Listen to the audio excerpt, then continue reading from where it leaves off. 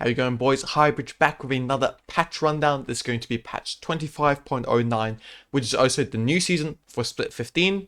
So just jump straight into it. New Summoner's Rift. The map looks a bit different, but everything else is still the same. So like the distance, lanes, everything works. The map, everything is the exact same. Okay, so it does look a bit different when you first load up, but it's still the exact same map. Okay.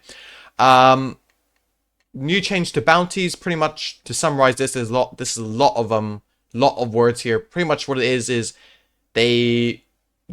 easier to get bounties. Okay, so you don't only just get bounties from kills now. You get it from assists, from farm, just gold, right? So it just means that bounties are going to be more prominent throughout the game. Biggest change for junglers.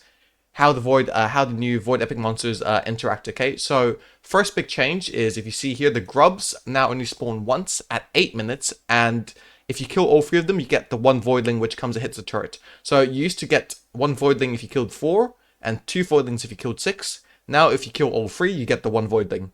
So in my opinion, this kind of changes the game by making the grubs mega important, okay? So there's only 1 spawn of that, and if you're deciding between grubs and Drake, always go for the grubs, because now you're able to get 1 Voidling just off the 1 rotation of grubs, right? Which makes it that much more important. So I think you should really prioritize the grubs still. But obviously the change in the spawn timer means that you can get first Drake and also get first grubs if you're ahead, right? So that's one thing to think about. There's no longer that Drake and grub trade you used to have. It's now, if you're ahead and you tempo correctly, you're able to get both. But yeah, grubs are much more important now. You need to make sure you try to get all 3 of them if you can. Rift Herald changes. It's a bit weird. Basically, to summarize it, Rift Herald now does more damage when you're fighting it. Rift Herald does more damage to the first tower it hits.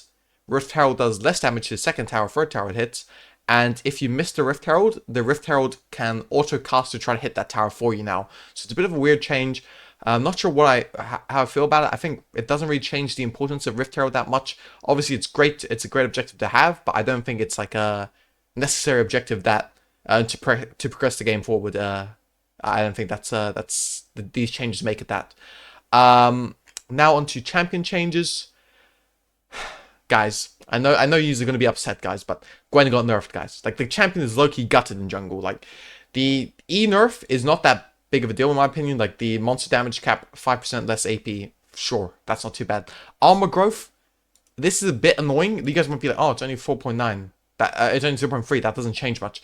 It does change it quite a bit because they've already nerfed her last patch, right? And nerfing her again. Like, these nerfs are just going to add up. Like, these base stats nerfs are going to add up, and it's going to hurt her. So I don't think she's that good. And I think you kind of you're forced to go into Riftmaker now if you're building for Gwen.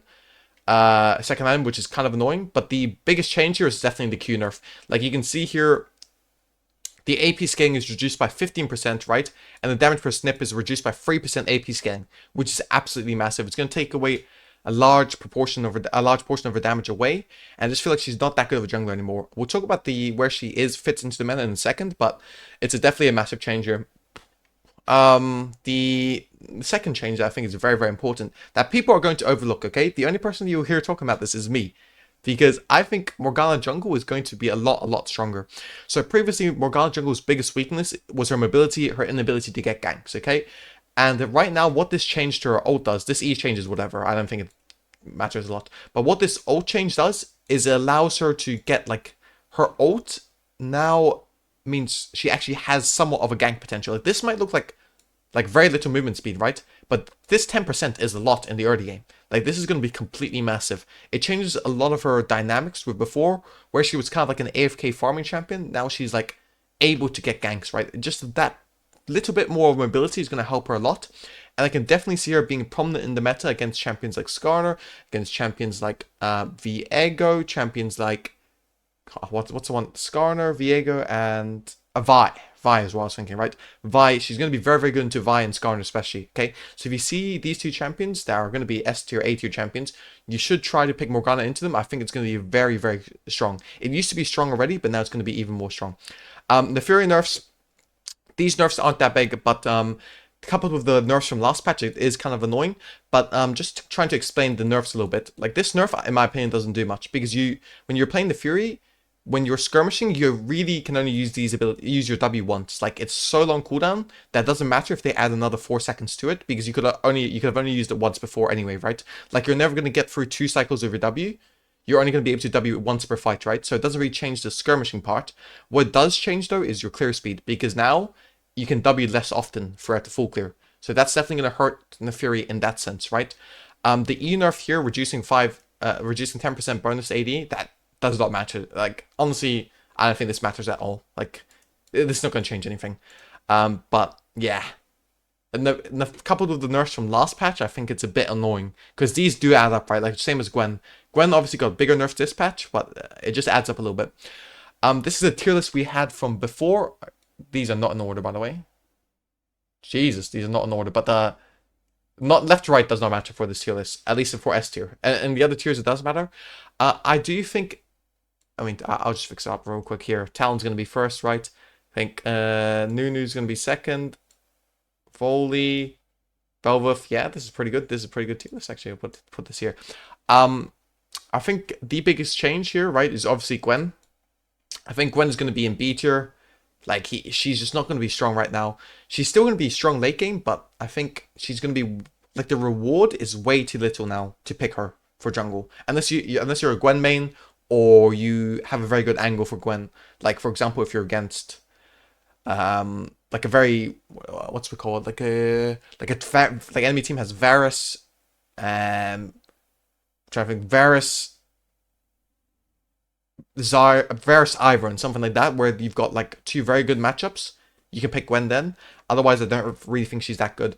I think the second change is the Neferi. I think she's not going to be as strong. She's still definitely going to be useful, right? I'm not going to say she's gutted, but I think she's like kind of around that Pantheon zone where she's strong, but you can't really like you can blind her. She's strong, but she does have her counters, right? Like, you don't want to play her against a Volibear. You don't want to play her against like a Belvuth, right?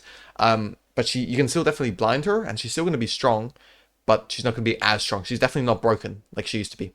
I think one oversight that I had for last patch as well is the Lilia. I think Lilia is very strong. I don't know what you guys think about it, but I think she's mega strong. Not as, she's close to S tier. I wouldn't know if I would put her S tier, because she is quite difficult to maneuver, right? But she's definitely in that upper echelon of junglers. But anyway, this tier list is going to be out to my Discord, so if you're not part of the Discord, join it there. If you have any questions on the tier list, or you want to know how one of your champions did, let me know then as well. And we will finish the video up with just a quick recap of boots. Pretty much the nerf Swifties. This nerf is whatever. You can still build Swifties if you're ahead. I think it's still a very good boots item. Symbiotic Soul is nerfed. It no longer gives you the Nash recall it used to give. It's kind of annoying, but yeah. Also, tier 3 boots cost 250 gold less, pretty much. So it's now a bit more value to upgrade them, I guess. Like, it used to always go for your third item before boots, but now I think now I think with these, like, with it being 250 gold cheaper, it's more efficient to go. It's more gold efficient to go boots now. Okay, I haven't done the full math on that, but I'm pretty certain, because when it was third item and boots, people were arguing both ways. Now that's 250 gold less, I'm pretty sure it's a lot more gold efficient just to go to third boots instead of going for your second item, going for your third item. Rod of Ages also got nerfed. This is mainly a mid lane nerf, but obviously if you're playing Volibear, if you're building Roa on jungle champions, like on AP jungle champions, this is going to hit you bad as well. But anyways, that is all for this video. Appreciate you all for watching, and peace. Radu.